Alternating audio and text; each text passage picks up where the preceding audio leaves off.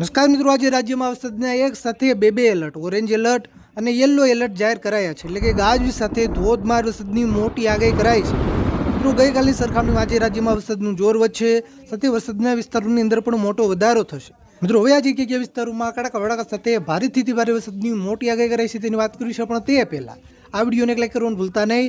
આવી જ રીતે આપણા ખેડૂતોના હિત માટેના કોઈ પણ ઉપયોગી સમાચાર સૌથી પહેલા જોવા માટે આપણે આ ચેનલને ખાસ સબસ્ક્રાઇબ કરવાનું પણ ભૂલતા નહીં.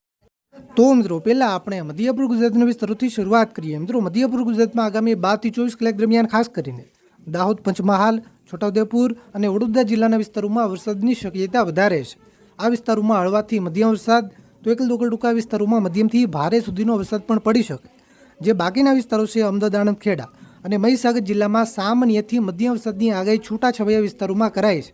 મિત્રો, દક્ષિણ ગુજરાતમાં ખાસ કરીને જે બોર્ડર એરિયાના વિસ્તારો છે, નર્મદા જિલ્લાના વિસ્તારો હોય, તાપી, ડાંગ અને વલસાડ જિલ્લાના પણ કેટલાક વિસ્તારોમાં હળવાથી મધ્યમ વરસાદ, એકલ દોકલ ટૂંકા વિસ્તારોમાં મધ્યમથી ભારે વરસાદ એટલે કે ધોધમાર વરસાદ પડવાની પણ શક્યતા છે.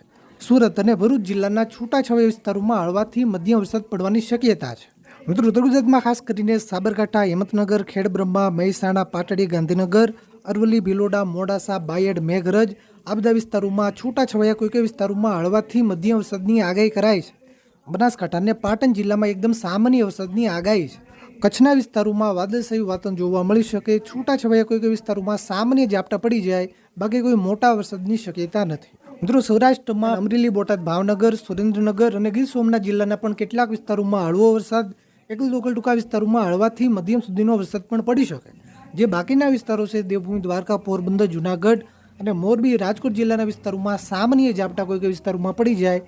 આ વિસ્તારોમાં વરસાદની કોઈ મોટી શક્યતા નથી.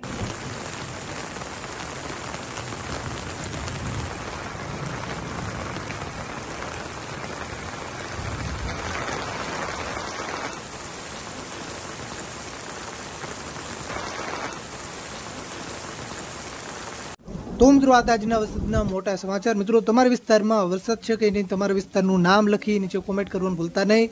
આ વિડીયોને તમારા બધા જ ગ્રુપમાં શેર કરજો, જેથી બધા ખેડૂત મિત્રો સુધી માહિતી પહોંચે. વિડીયોને લાઈક કરવાનું ભૂલતા નહીં. આપણે આ ચેનલને ખાસ સબસ્ક્રાઇબ કરવાનું પણ ભૂલતા